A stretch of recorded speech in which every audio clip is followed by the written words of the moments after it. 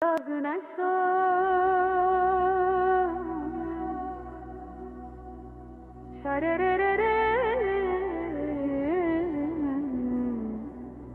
içimde sanki göyden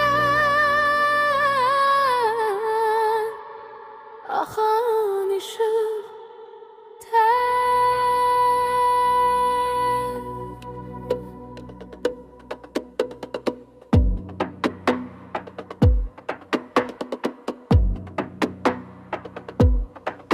sükut içinde attım atıram, tozlu yollara nur yağır. Gözlerim bağlı, yüreğim ayık, dilimse fısıldayır. Sen harasan bu akşamüstü, nefesim karışır havaya.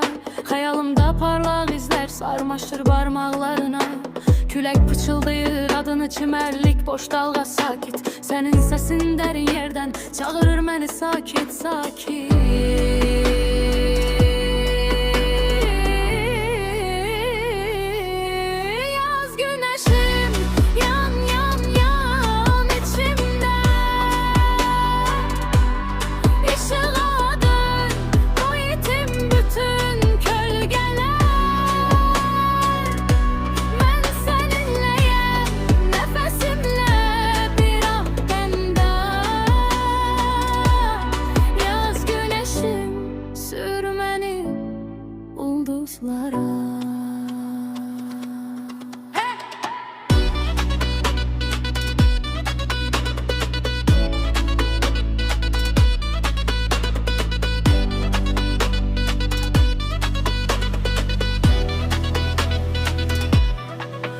Akşamüstü renkler dağılır sanki zaman eğilir yumuşak. Ellerimde görünmez saplar çekir beni sene yavaş. Başımda min fikir uçur ama biri kalır aydın. Senin gülüşün sessiz dalga yuyur karanlık ayın. Adımlarım yerde ruhum yukarı, her nefesim dualar kimi. Seni sesleyirem alçak sesle eşidirsen mi bir içinde.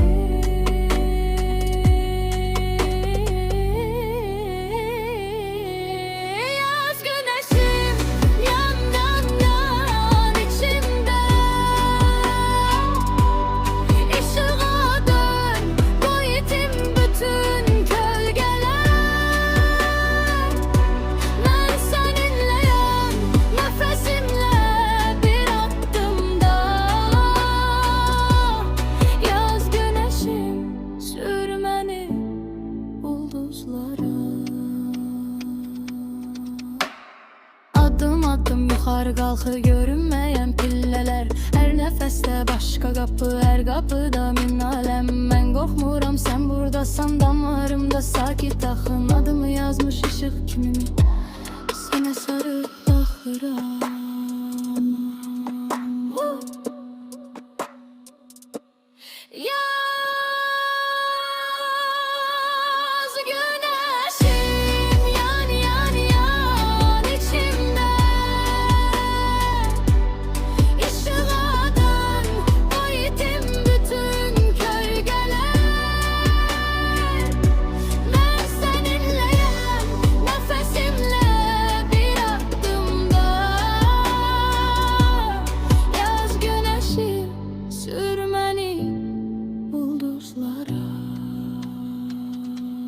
Yaz güneşi kaldı